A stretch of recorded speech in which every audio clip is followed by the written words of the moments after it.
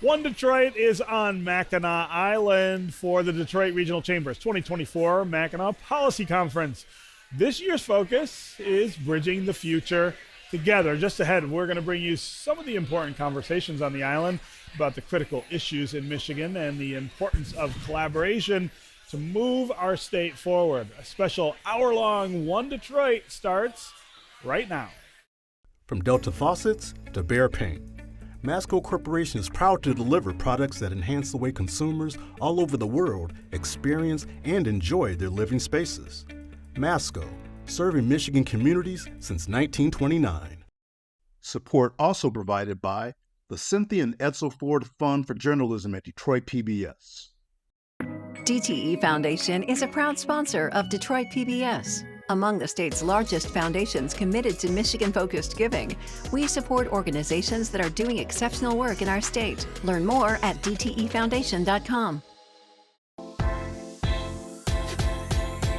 We help organizations find their voices through what they do and who they impact.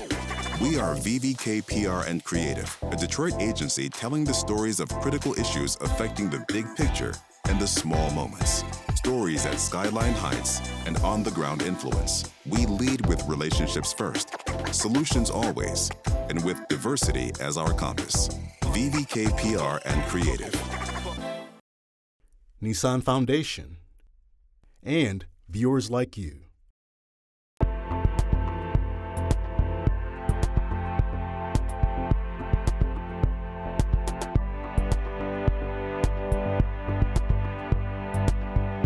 When the state's mental health system fails, people have psychotic breaks.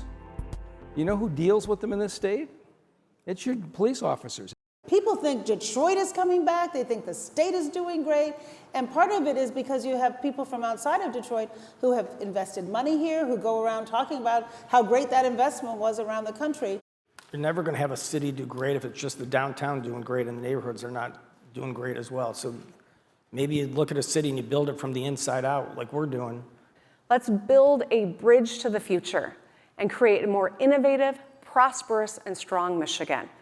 I know together, there's nothing we can't do. Policymakers, business and community leaders, and academics have come together once again for the Detroit Regional Chamber's Mackinac Policy Conference. Welcome to this special edition of One Detroit. I'm Stephen Henderson, a One Detroit contributor and host of American Black Journal.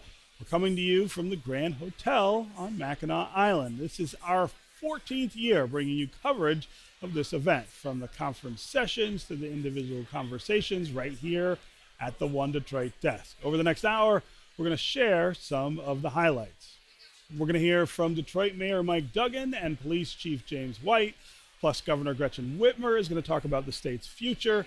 Then a conversation with businessman and philanthropist Dan Gilbert.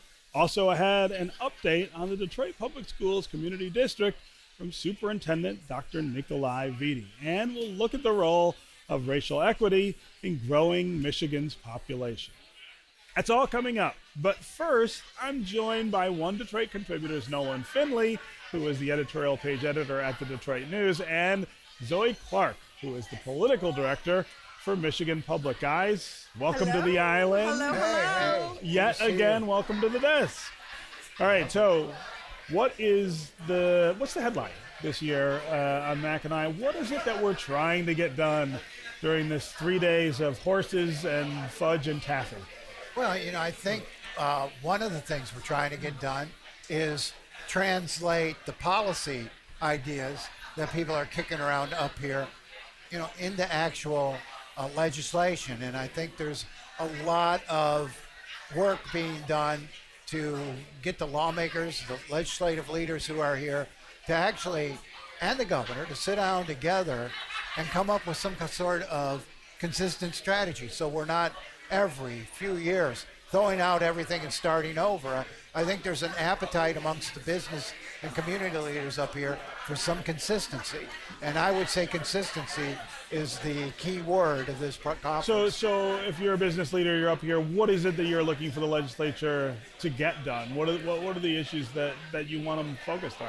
Some consistent policy on business attraction, some consistent policy on workforce training, fixing our schools, some ideas for housing and addressing this housing crisis we have. Too many people who make decent incomes still can't afford housing in this state, particularly younger people. Yeah. These are things that are going to show up in a slowdown in our growth over the next 20, 25 years if we don't get out ahead of them today. Zoe, the legislature has not even finished the budget yet this year. Not. Which used to be a big issue up here sometimes. I mean, there would be this crisis because got to get it done by the end of Mackinac because, they're not around most of the summer, and then you're up against it in the fall. Right. There doesn't seem to be as much panic this year about it, but they are behind. So it feels very prescriptive this year, right? Like both the House, this is sort of how things work. The House votes on their budget, the Senate votes on their budget. The governor, of course, gave her executive recommendation back in February of what she would like to see. And now what needs to happen is the three sides need to come together and figure out what the plan is. Now, statutorily, they're meant to have it done by July 1st. Yeah. And, people who have a fiscal year that begins July 1st would very much like to know where their whether money's you're a coming school or a teacher. You'd like to know how much money is coming in. Yeah. So certainly, though, there are conversations that will happen on this island vis-a-vis the budget. And again, as we were talking about, whether it's this innovation fund, whether it's, the SOAR fund, that are going to play into all of the political machinations in Lansing downstate. Yeah. People back home in Detroit sometimes say, well, these people go upstate and jawbone for 3 days and nothing happens. We do. But let's talk about some things that actually have happened here. We've gotten some really important things done in the state. Don't dismiss that jawboning aspect of it, because there are a lot. You're saying that that's the point. I didn't say it's a point. I said it's not. It's not a distraction. I mean, I think it's one of the points, because you come up here, you meet a lot of people, you get to spend some real time with folks talking about things. Relationships get built. We've seen a lot of deals get done on the porch over the years, and some major developments happen.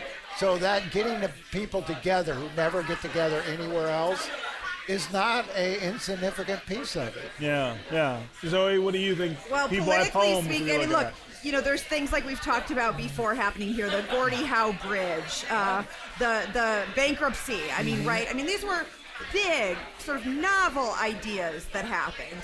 Politically speaking, I can tell you right now, from my view, while you two are talking, I'm looking at a possible gubernatorial candidate out the window, meeting with a possible funder of said candidate. Could that be what they're talking about? Now you've said that, you've got to say who that is, So, I mean, Zoe. part of what you're seeing happen on this island is the connections that are being made for the future of this state. Whether you like that or not, that's what happens here. Yeah.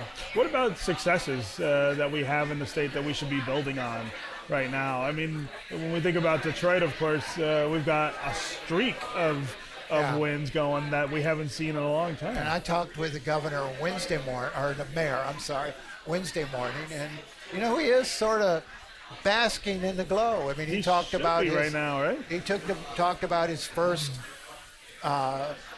appearance at Mackinac as mayor 11 years ago. Walked up the hill, and we were in the middle of bankruptcy, and he wasn't really in charge of Detroit, and That's right. and it was all, oh my God, are we going to get through this? Yeah. Well, we're well through it now, 11 years later, and he is sort of kicking back and basking in it. I think he's very pleased with himself. And I think Duggan's speeches at this conference, since that first one, They've been epic. They have been epic, right? And also we should note how he'll do it with just notes on a notepad. I mean, people come now and sit in these sessions to watch him.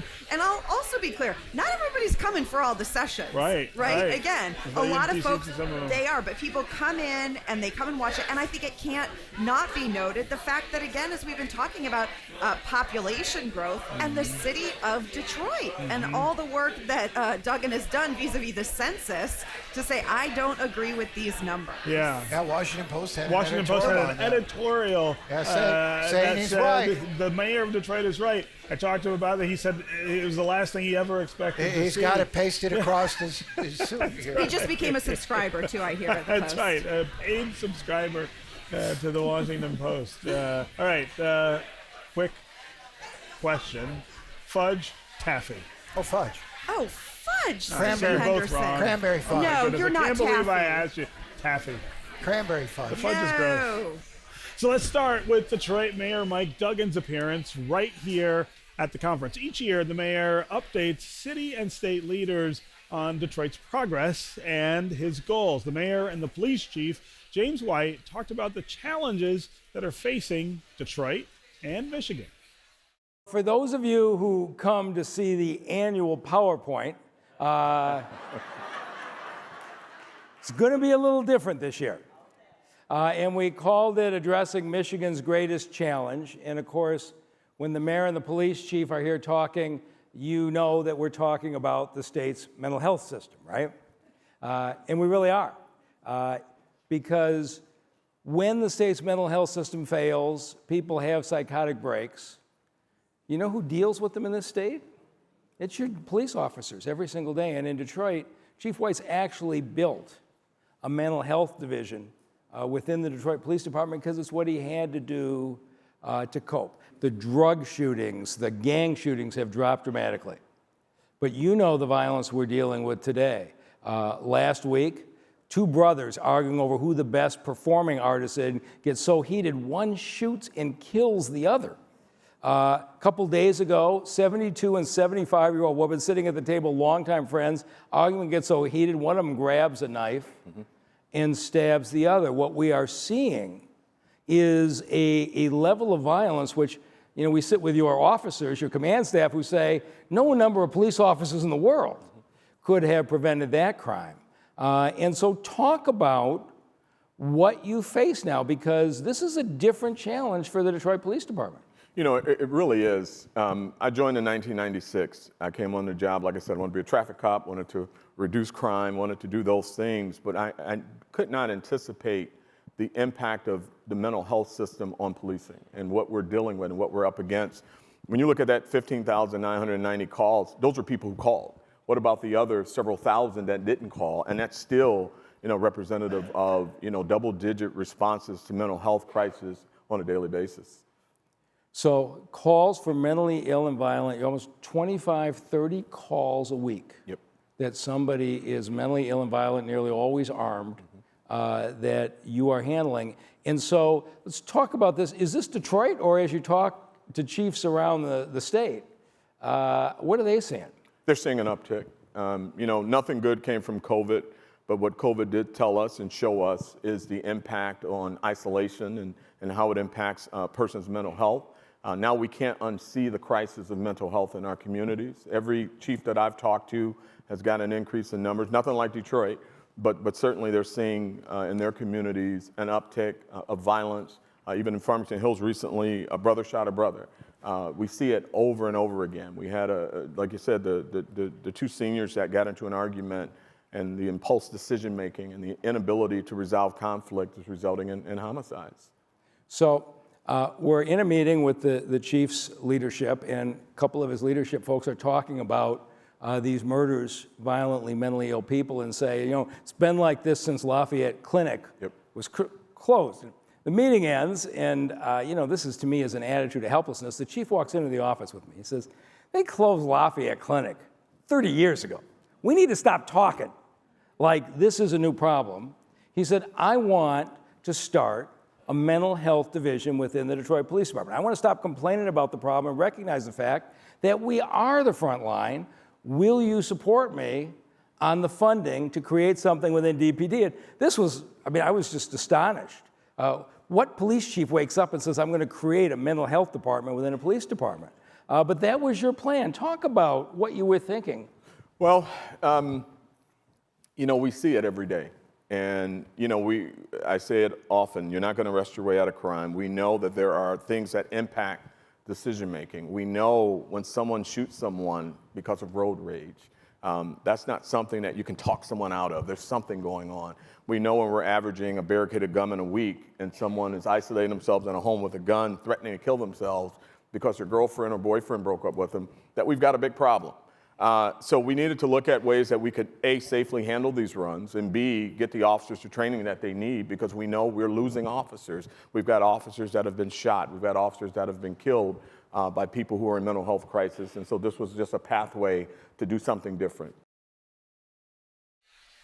The mayor also participated on a panel about the housing crisis in Michigan.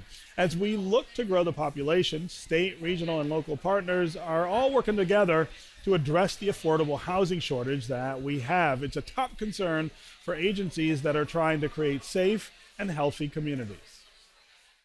What are some tools that policymakers, and I particularly think about this conference where you have them all on an island together, need to hear right now when we talk about affordable housing, when we talk about those who are unhoused?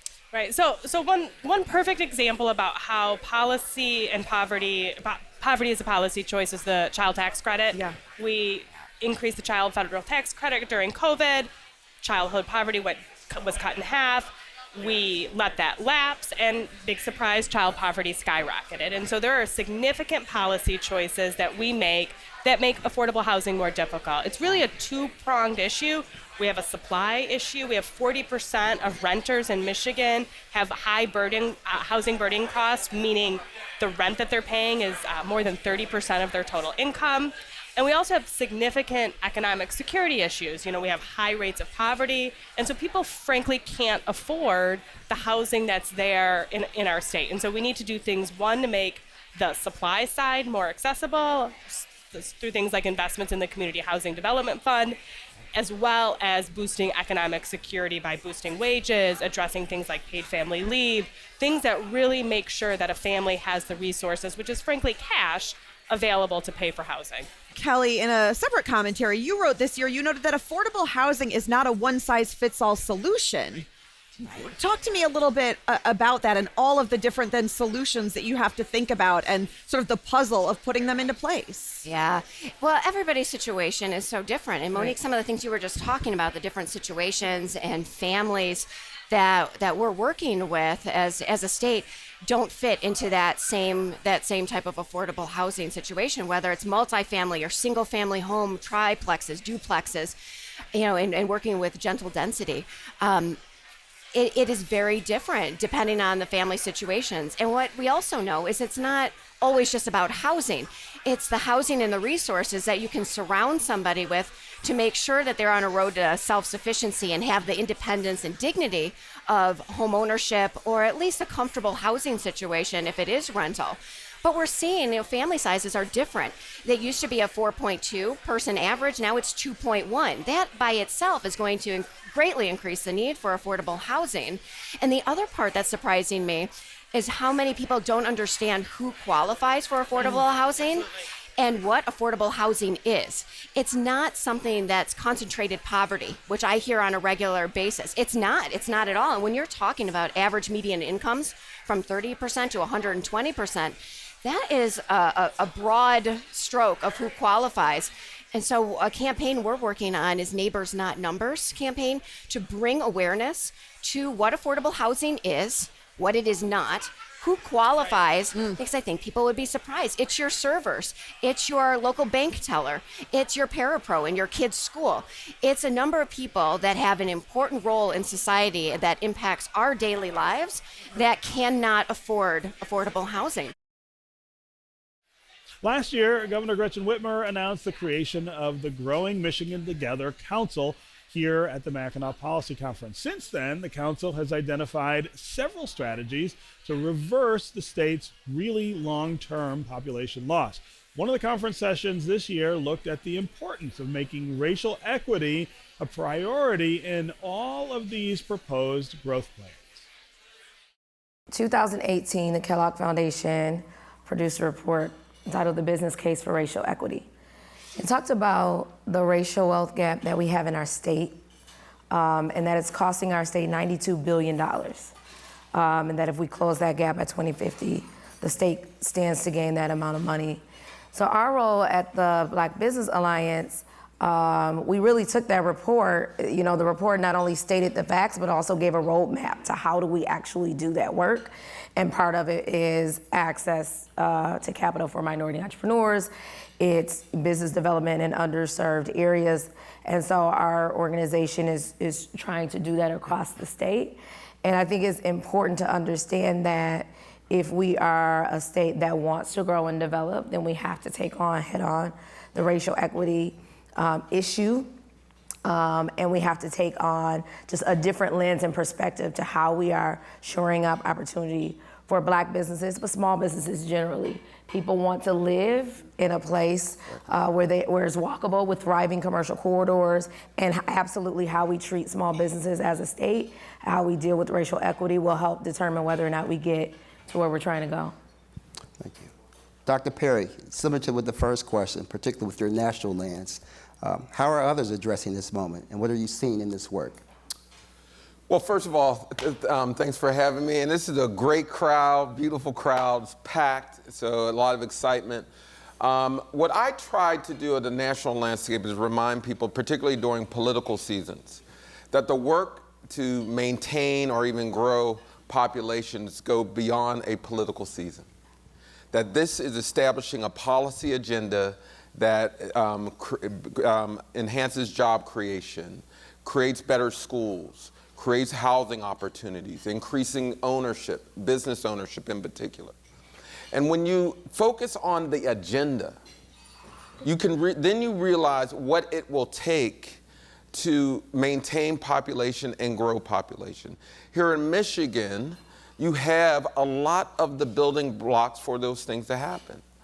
But like a lot of states, it ebbs and flows with political season. People either build up an agenda that is maintained and the next administration tears it down. What I think is important for this room, and I think of what's important for Kellogg, is for the people in this room to understand these are the building blocks that we're going to impress upon whoever is in office, and we're going to maintain this. We're going to hold you to that fire. What you'll see in the report is a recognition, for example, that Michigan has a chance to really make up that median income gap that can drive prosperity with investments, for example, in our entrepreneurship and innovation ecosystem. Michigan's already a top 10 state for patents. Michigan already has the preeminent Black tech ecosystem in America, arguably, in things like Black Tech Saturdays, for example. But what we see is our entrepreneurs, who we have tons of, folks Michiganders have driven innovation in this country and around the world for a long, long time, unfortunately struggle to get capital, for example, and then when they're about to hire their first 100 folks, maybe you'll see capital flight. So things like the innovation fund that's in the governor's budget or what have you, our attempts to make sure that we're investing in our entrepreneurs, keeping them here, capitalizing businesses, building intergenerational wealth, and closing median income gaps to help drive growth. Charity, to you as well, too, on that question. And hearing this, how do you see these strategies, being beneficial, right? And do you see the opportunities for engaging and building on? Are there parallel and support of the work you're undertaking at the Michigan Black Business Alliance? Yeah, I'll say this. The last 2 to 3 years have been really good for Black businesses. We still have a racial wealth gap, though, right? So we still have a very long way to go, but we have seen innovation and we have seen growth in Michigan, right? And that is a direct result of a number of things happening all at the same time, right? So you've got the pandemic that happened that really highlighted what we already knew, the disparities that were already there, but provided an opportunity. We had leadership at the federal level, state level, that were really intentional about how are we directing resources to help Black businesses.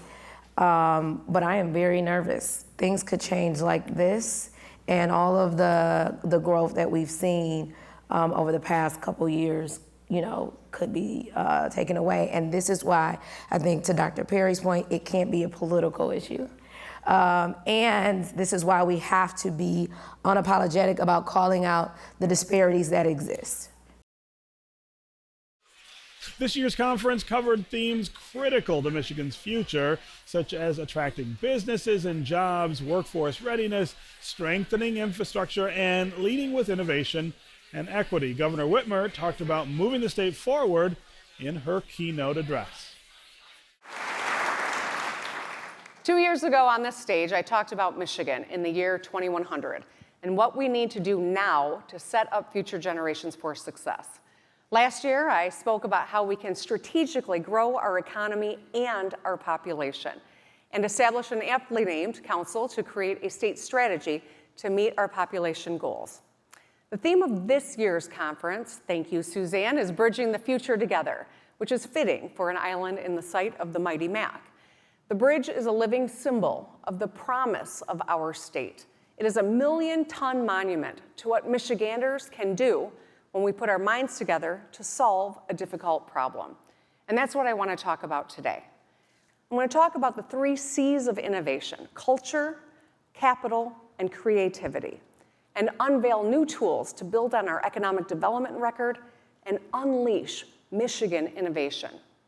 The truth is, entrepreneurs need all 3 of these things to survive and to thrive. They need to feel represented in the culture, and capital to make audacious bets on their ideas, and fewer barriers to creativity. So first, culture. We must build a culture of innovation and make Michigan a place where innovators and entrepreneurs feel seen and heard. Today, I'm pleased that we are going to announce a new team member at the MEDC who will be serving as Michigan's chief advocate and first point of contact for entrepreneurs. Ben Marchiona will be Michigan's first ever Chief Innovation Ecosystem Officer.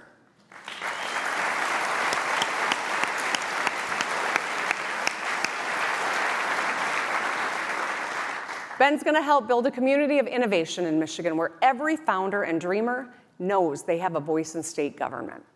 Second, capital. Ask any entrepreneur what they would do if money were no object, and you'll get an earful. Every entrepreneur knows their next big idea, but access to capital can spur innovation like nothing else. And that's why last January in the State of the State, I proposed an innovation fund to invest in high-growth startups and create thousands of jobs.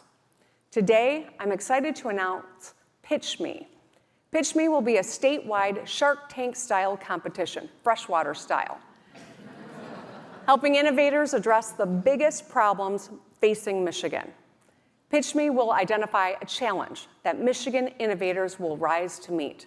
The state, in partnership with leading organizations, will host a public competition to solicit pitches and then invest in the most innovative startup. That startup will then be able to take the capital and make a real difference. Finally, creativity. Today, let's start building out what I'm calling the infrastructure for innovation right here in Michigan. Earlier today, I signed an executive directive instructing state agencies to catalog technology, equipment, and facilities all across our state and work with the owners to make it available to innovators who need it. Just this morning, thanks to the Biden-Harris administration, we announced an expansion of Project Diamond, a partnership between Automation Alley, Oakland, Macomb, and Wayne counties that will be using federal funding to connect manufacturers with a network of 3D printers. We'll also enter a memorandum of understanding with the Department of Military and Veterans Affairs to make infrastructure like a chassis dynamometer at the U.S. Army Ground Vehicle Systems Center accessible to Michigan innovators. This MOU, the first of many to come, expands access to talent, testing facilities, and equipment. I want to recognize an incredible partner in this work, our Adjutant General, Major General Paul Rogers.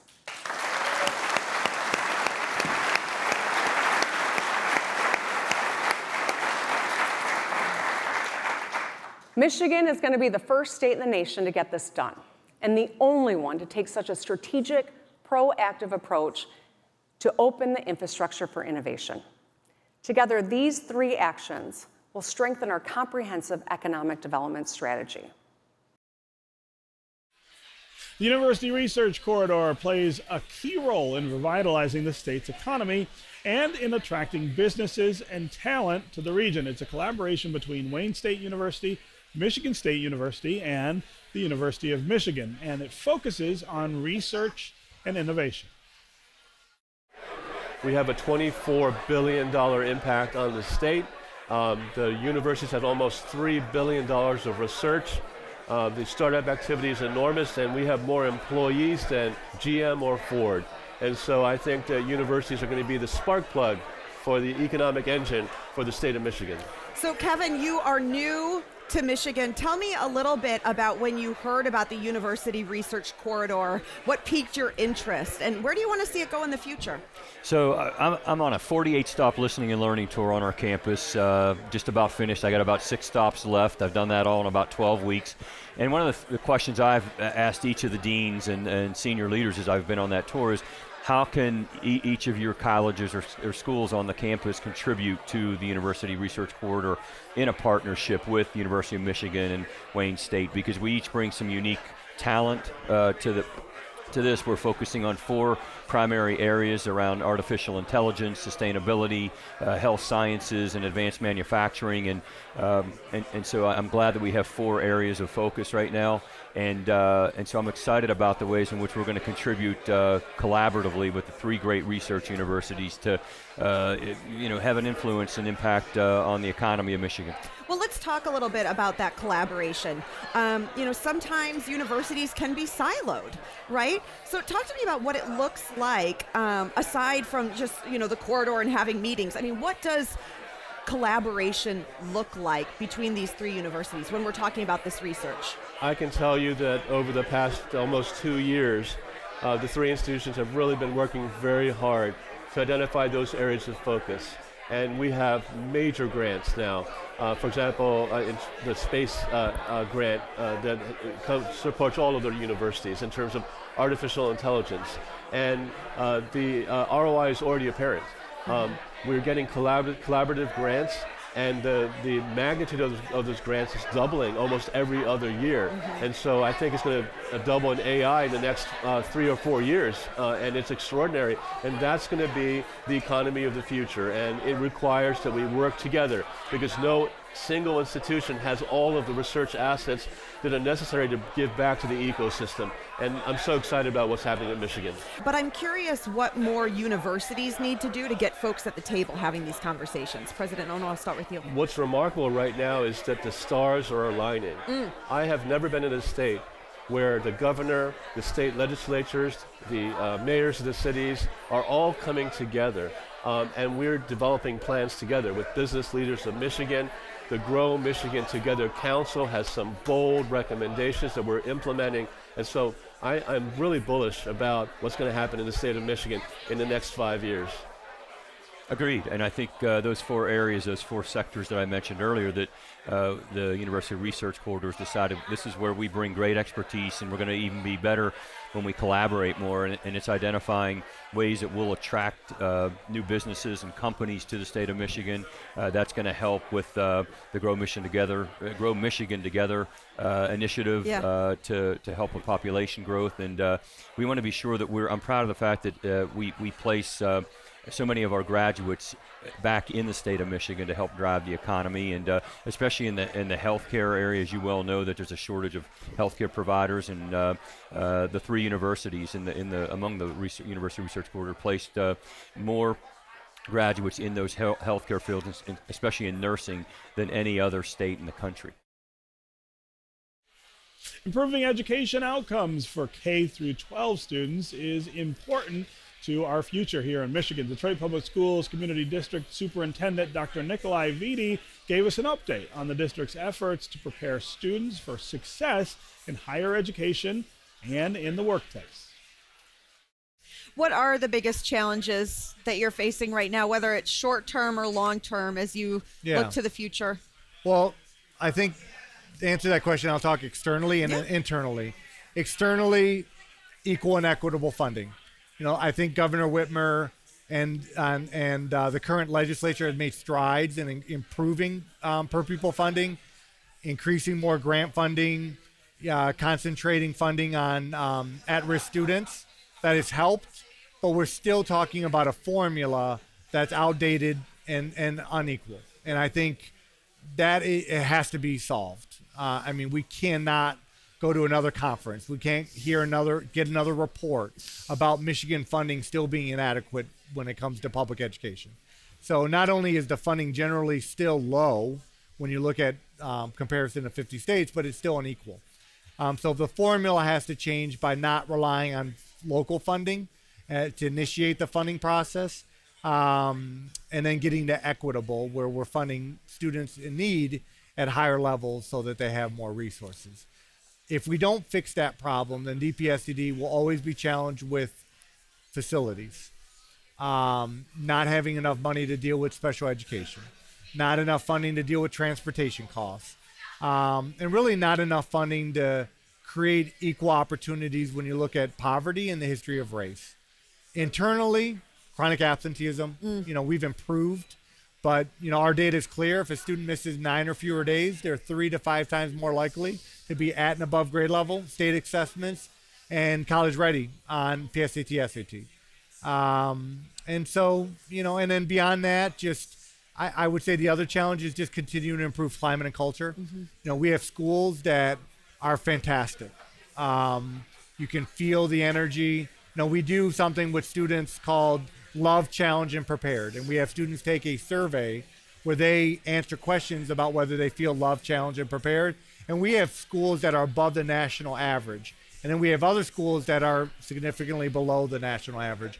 And it's just chipping away on getting the right leader, developing the right future leaders, recruiting and retaining teachers to make every school where students feel loved, challenged, and prepared above the national average. And that doesn't happen overnight, so that's why the sustainability, I think, in my leadership and the board's leadership is important, so you can just chip away at the problem and scale excellence. You made some news this month. You sent a letter to Governor Whitmer, Mayor Duggan, some other state and city officials. It addressed your concerns about marijuana use, particularly edibles and vape pens among students. What's going on? Like, why did this become such a big deal that you needed to send this message? Well, it just didn't feel like a lot of people were even aware of the problem. So, one reason for the letter was to create more awareness from a policy level, state and city, locally, but also use the media to talk directly to families so that they can be more aware of this problem that's happening. Obviously, we inform parents when we have an incident like a edible or a vape pen, more edibles. So the feedback has been positive that parents have greater awareness of the problem. Talk to the governor's staff and some city council members about maybe rethinking the state law around marijuana and maybe thinking differently about ordinances. But in DPSCD, we're definitely supportive of the legalization of marijuana. I think it's just about evolving and understanding what are the new challenges that were created with legalization. And I think maybe the letter sparked more different conversations and greater awareness about what we could do differently moving forward. Businessman and philanthropist Dan Gilbert spoke at this year's conference about building equity and economic stability for Detroit residents. He talked about the importance of increasing access to opportunities for the community and in inspiring others to invest in Detroit. Well, I think that you're never going to have a city do great if it's just the downtown doing great and the neighborhoods are not doing great as well. So maybe you look at a city and you build it from the inside out like we're doing, but the neighborhoods are coming along to their credit as well. And I think that when you have a city, a lot of the jobs in urban cores, or a lot of jobs in cities are in the urban cores, so if there are jobs downtown, then hopefully a lot of people in the neighborhoods are going to fill those jobs. That's a big part of it. But everything's connected to everything else, as I said earlier. Just like you were asking about the private investment. I mean, just Henry Ford having that huge investment is just going to spawn off so many things. Not just 10-year restaurants, other things is too. I mean, it's going to recruit high-paid doctors and researchers to Henry Ford who will pay taxes to the mayor's office, and he'll do and taxes, and he'll do good things with it. I mean, everything is connected to everything, any way you look at it. And I think that making big investments is very important. We have to, as Detroit, make big bets. I mean, what Ford Motor Company and Bill Ford is doing at the train station, that's a big bet. General Motors moving to the Hudson site and then revisioning the Renaissance Center, big bet. What we're doing at Hudson's is a big bet. I mean, we need some big bets, and we also need small bets as well. But big bets at least get things going, and they get the capital moving to the city. They're creating a lot of jobs. I think we just need to think big in Detroit and Michigan, for that matter. The governor's commission on population reported, I think, that which most of us already know, that growth is stagnation. We're losing population still, the state of Michigan. Detroit, under the mayor's leadership, had a modest increase for the first time, I think, since 1957.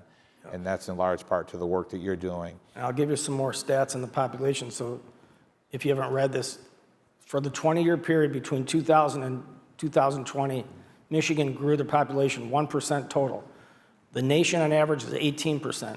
That's another thing we got to really work. We got to bring people here. And I think starting with retaining our own kids is the first place, but there's other places as well. So from a policy perspective, we got a room full of policymakers and policy influencers here.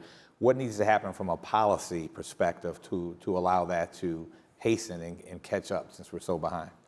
Well, I think the big three things that we have to look at are, and again, I'm going back just to the young people. So we've done all kinds of surveys on what they want and why would they move to one city versus another city. I mean, affordable housing is key.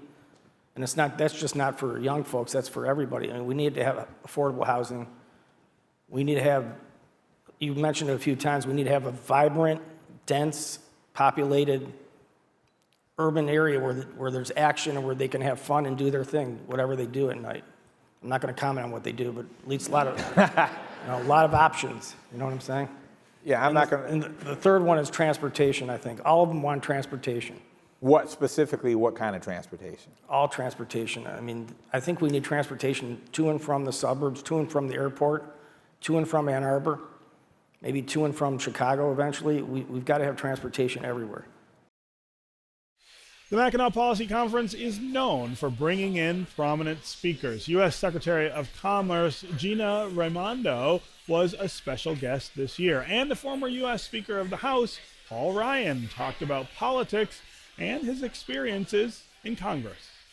Plus, NBC News chief political analyst Chuck Todd sat down for a conversation on the main stage, and so did the CEO of the Barack Obama Foundation, Valerie Jarrett.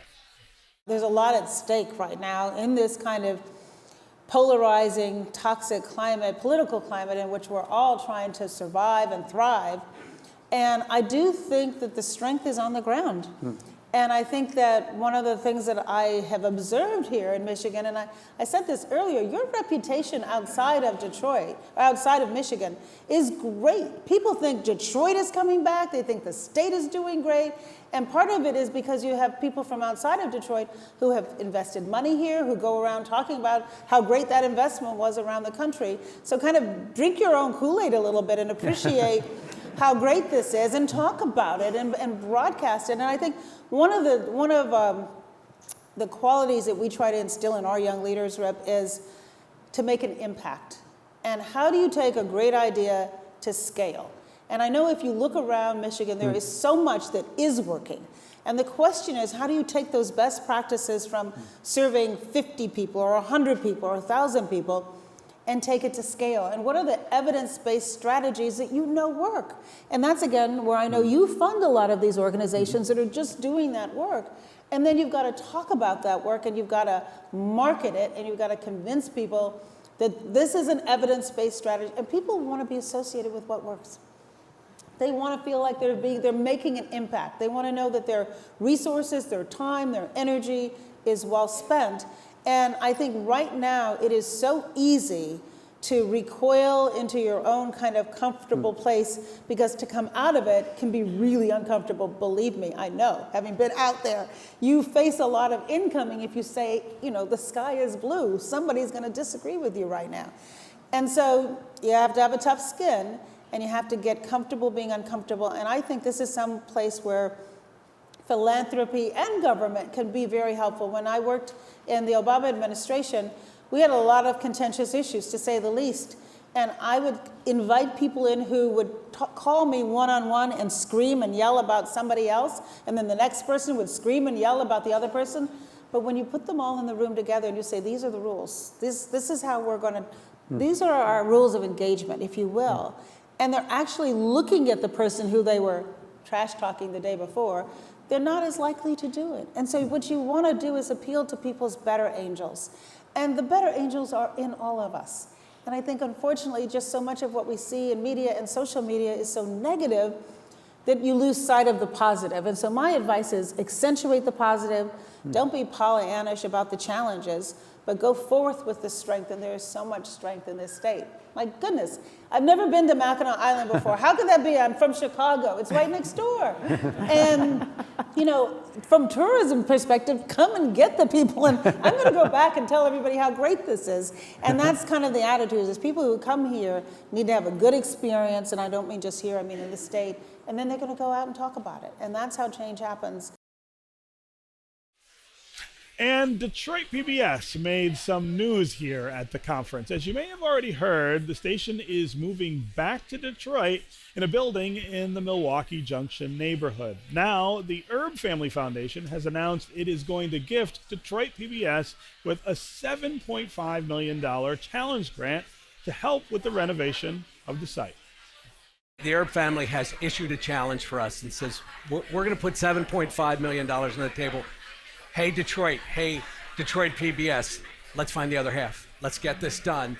And I think, I remember when I took this job, there's always a sense with John, Rich, this is hard work, but you're going to get it done, right? And we're going to get it done. And so now the hard work begins of building out the rest of the funding for the project. But we walk in meeting the Erb standard with the endorsement of this incredible family. So hard work, relentlessly, and we're going to get it done. And the excitement around the Paquette operation and what we're going to build on this campus just grows and grows. We're just so thrilled to support Detroit PBS. And we've been supporting Detroit PBS for many years through Great Lakes Now, and that reflects our stewardship grant making that we make for Great Lakes, and how do we all be good stewards of this magical place that we love with these wonderful huge bodies of water. John, talk to me a little bit about legacy. What kind of legacy is this project going to have? I think that the legacy of the project is really, partially is the involvement of the Erb family and my parents, but it really is the legacy of the station and what the station has provided the city of Detroit, the community of Southeast Michigan, and also its broad tentacles that it has all over with Great Lakes Now. It's seen by 20 stations across the entire basin. Every station across the basin carries a monthly show, daily content around the future of the Great Lakes Basin. I mean, that's amazing. That's amazing. Truly. That is exciting news. We look forward to the future Detroit PBS campus. Now let's bring back Nolan Finley and Zoe Clark to talk about what happens after the Mackinac Policy Conference. What do we go home with? Well, that's always the big question, Steve. I mean, what we do with all of these fine ideas and this, fancy talking that goes on up here. What do we do when we get home? Hopefully, we go back with some sort of sense of mission. Hopefully go back with our lawmakers and policymakers more aligned with what needs to be done over these next few months. But, it is always, that's always the so challenge. It's a real question, right? I mean, what do we specifically go back What we're going to go right? back to is election 2024. Well, right, yeah. I mean, let's not forget that all of these conversations are not happening, in a vacuum. And we're already talking about election 2026 up here. Yeah. I know. I mean, there are folks, Mark Hackle said he was might run for governor. You got other people out That's here. big news. I mean, that's something I didn't really anticipate coming up this year. We've all known that Mike Duggan is somebody who's thinking about running for governor. Jocelyn Benson is the Secretary of State. I didn't know about some of the other folks who have kind of said, well, looking at it. It's an open seat. Yeah. And obviously there are some big, well-known challengers in the race. But on the Republican side, you don't really have anybody yet. Which is And so fascinating when you consider historically the way Michigan votes. should be a Republican You- year. Right, I we mean, go if back you and look- forth, But right? it reflects the broken aspect of the party. Mm-hmm. You know, they can't cultivate candidates because at this point they're still trying to put the party back together. I expect that'll change, but they really are letting the Democrats get off to a head start. What did you hear up here that you think we take back in terms of collaboration, conversation, maybe policy making? So let's talk policy. So that was politics. Let's talk policy. One thing that I'm hearing a lot about is affordable housing. Yeah. Yes. I just Everyone is like talking it about feels that. like that is just, you know, I mean, we've always talked about housing, right, in Michigan, but I think about it when we're talking about these two parallels of wanting to grow our population, wanting to get people to stay here. We've got to find housing and affordable housing for people to, like, who are starting families, be able to afford. And I think they're going to divert some of the SOAR money for that. $500 million a year comes into that fund for business attraction and development. And the some lawmakers are wanting to dip into that for housing, for transit, for a lot of other programs. You know, moving it away from corporate welfare into infrastructure development and social services. And that's also talent retention, right? I mean, Maybe.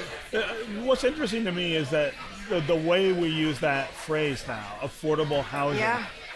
Typically, you say that, people think about poor people and their access to housing, and of course it means that, and from a federal perspective, it will always mean that.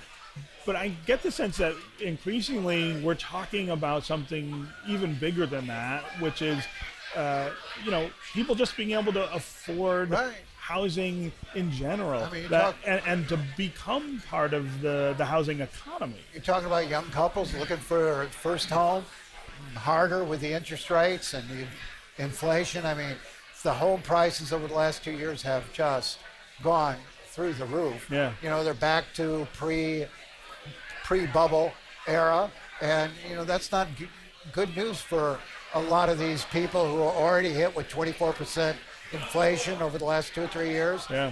It's a real crunch. Yeah, and it's a statewide issue. Yeah. That's the other thing, right? It's a If you go to Grand statewide Rapids, you go to Muskegon, Right. you go to Traverse City. But it's just so fascinating to me because sitting around this table years ago, what were we all talking about? Infrastructure, transportation. Don't get me wrong, still hot topics. Still talking about fixing the damn roads. Still talking about mass transit and Metro Detroit, which we'll be talking about for the next 150 years. Yeah.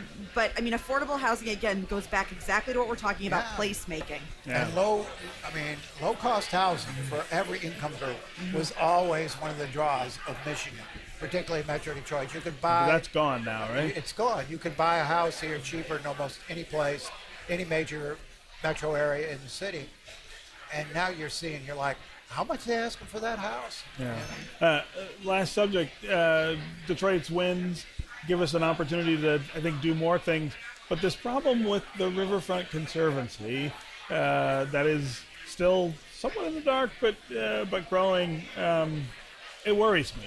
This may turn out to be one of the bigger embezzlement scandals we've seen in this area in a long, long time. Yeah. It could be crushing. And my concern is the faith that it shakes, that people will have had in the riverfront, right? And the This is the one thing excitement, not we just the got faith, but this done. excitement, and that it was for everybody. Yes. And it was sort of the darling organization. Yes. I mean, Mark Wallace has done a fabulous job. You know, you hate to see him go, but, you know. I mean, how it changes going forward could change not just the riverfront and how we think of that, but lots of cooperative efforts that we need to have take place. That's the risk. Yeah. Yeah, because this was the perfect example of that. It was. We did it right. You know, it seems like that's the story here in Detroit. Something always kicks you off the rails. It's why we can't have nice things. It happens over and over, It right? is, right. It's like a curse. Yeah. All right, I'm going to give you guys one last chance. Fudge or taffy? You ain't gonna change Okay, your you're both mind. wrong. Never mind. Fudge. I'm not inviting you guys here next year. And you can go down there and give me about 3 pounds full.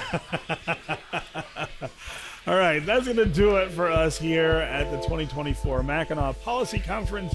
You can see the sessions and interviews on demand at onedetroitpbs.org. We want to thank our partners at the Detroit Regional Chamber for hosting this important gathering of decision makers, and as always, Detroit PBS is proud to bring this conference to residents all over our state. Stay with One Detroit for in-depth coverage of the issues that matter to you. For all of us at Detroit PBS, I'm Stephen Henderson. Take care, and we'll see you next time.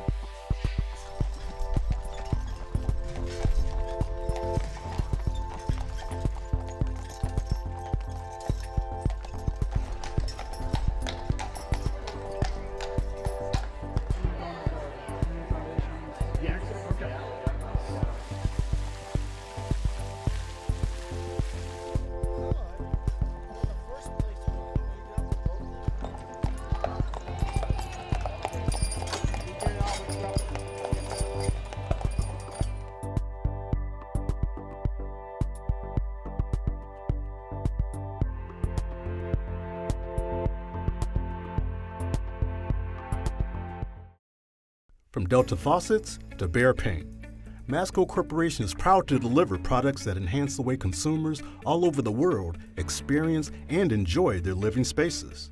Masco, serving Michigan communities since 1929. Support also provided by the Cynthia and Edsel Ford Fund for Journalism at Detroit PBS. DTE Foundation is a proud sponsor of Detroit PBS. Among the state's largest foundations committed to Michigan-focused giving, we support organizations that are doing exceptional work in our state. Learn more at dtefoundation.com. We help organizations find their voices through what they do and who they impact. We are VVK PR and Creative, a Detroit agency telling the stories of critical issues affecting the big picture and the small moments. Stories at Skyline Heights and on-the-ground influence. We lead with relationships first, solutions always, and with diversity as our compass. VVK PR and Creative. Nissan Foundation, and viewers like you.